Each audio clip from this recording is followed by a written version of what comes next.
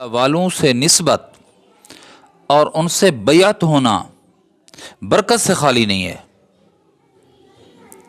جو اعمال بندہ بعض دفعہ جبرن کر رہا ہوتا ہے، نیکی کی عمل، اور جب اللہ والوں کی صحبت میں بیٹھتا ہے تو قصدن کرتا ہے، مزے لے لے کر کرتا ہے۔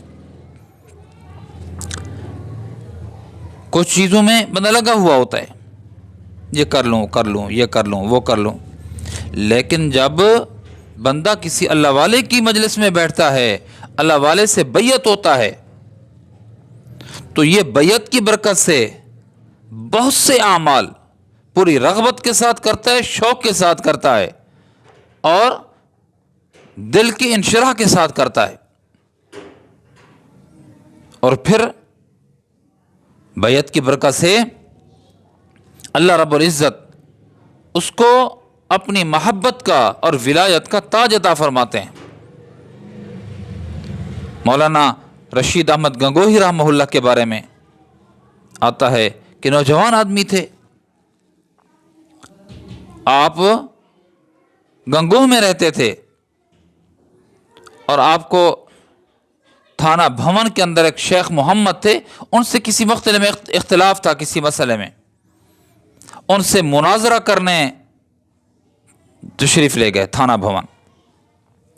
ان دنوں حضرت حاجی امداد اللہ مہاجر مکی رحمہ اللہ تعالی یہ تھانہ بھون کی خانقاہ میں رہتے تھے۔ کہا کہ شیخ محمد کے پاس تو جا رہا ہوں، حضرت حاجی صاحب نیک بندہ ہے، اللہ والا ہے، اس سے ملاقات کرتا جاؤں، دعائیں لیتا جاؤں۔ جب یہ تھانہ بھون خانقاہ میں پہنچے تو حضرت حاجی صاحب نے پوچھا، مولانا کیسے آنا ہوا؟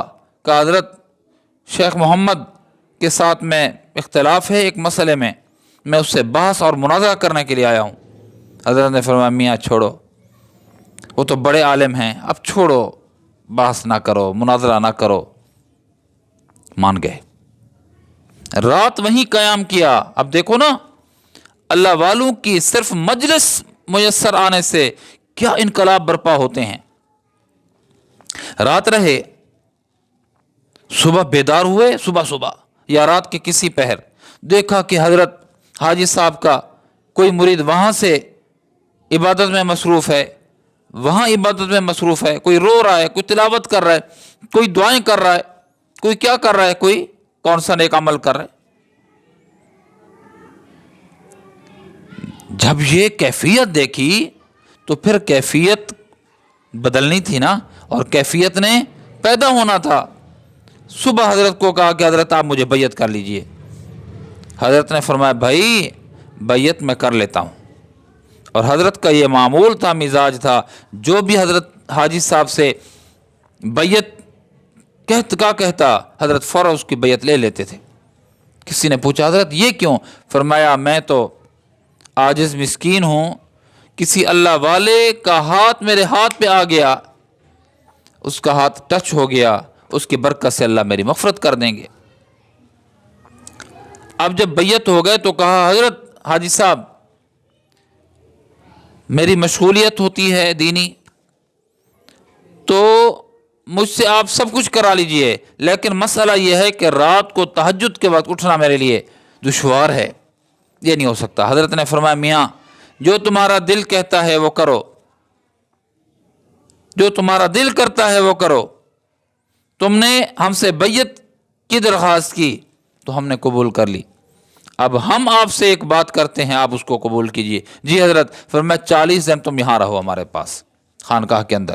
انہوں نے کہا ٹھیک ہے۔ اب جب پہلی رات ہوئی نا بیعت کے بعد، اٹھ کر دیکھا 2 بجے 3 بجے، پھر وہی منظر جو رات والا تھا، جبرن اٹھے۔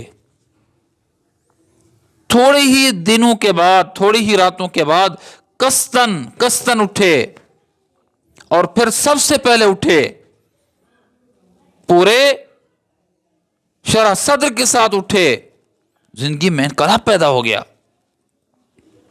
یہ عجیب بندہ ہے حضرت مولانا رشید احمد فقیہ الامت، حضرت مولانا رشید احمد گنگوہی۔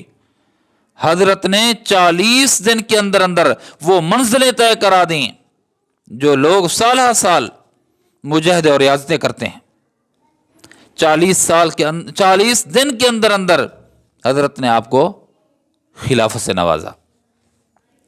اور پھر جب یہ اپنے علاقے تشریف لے گئے تو کچھ عرصے تک رابطہ نہیں کیا.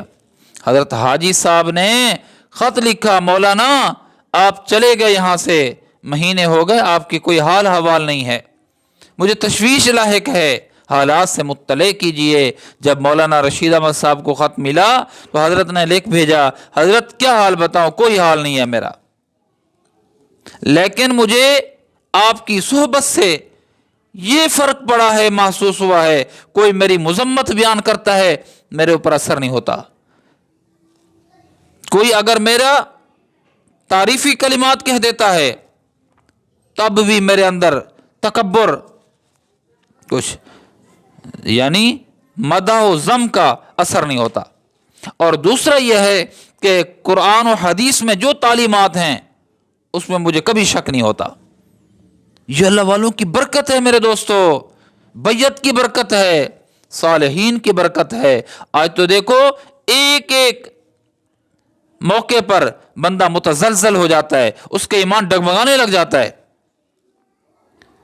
شکوک پیدا ہو جاتے ہیں. لیکن یہ بیعت کی برکت ہے کہ اللہ کی طرف سے، اللہ کے نبی کی طرف سے جو تعلیمات، جو احکامات بیان کیے گئے ہیں، سرخم تسلیم کر لیا جاتا ہے، چوں چرا نہیں کیا جاتا. دل کے اندر ذرا برابر بھی نہ شک آتا ہے، نہ ملال آتا ہے، نہ ہی کوئی اور کیفیت طاری ہوتی ہے.